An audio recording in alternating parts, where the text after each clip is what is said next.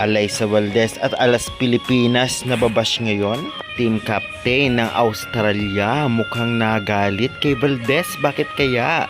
At syempre pagkatalo ng Alas Pilipinas Women's laban dito nga sa Australia, malaking impact sa volleyball dito sa Pilipinas. May chance pa kaya makapunta ng semifinals? Yan natin pag-uusapan.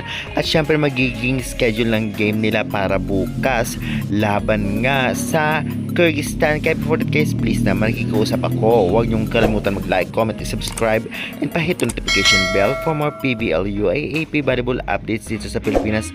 Maraming salamat sa support, pa-like and share na rin. And avail na kayo ng ating product, Alas Pilipinas t-shirt. Pag ginamit ang ating link ay may discount. Thank you again. Natalo nga ang Alas Pilipinas laban sa Australia in 5th set sa mga scores na 22-25, 25-23, 25-18, 15-25 at 11-15. Dahil dito sa damakbak na bash ang natanggap ng Alas Pilipinas dahil sa kanilang pagkatalo. Grabe naman, especially si Kyle Negrito at ito ang si Tubino, ay grabe yung bash na natanggap nila. Samahan pa ni Valdez, grabe din.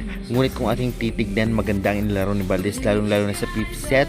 Siya ang gumagana at si Solomon, grabe din ang mga palo at performance ni Itang at Gagate, ngunit sadyang kinulang talaga. Overall talagang nagkaroon ng aberya, hindi naman kaya walang masyadong receive ang Alas Pilipinas, kaya naman syempre walang magandang set.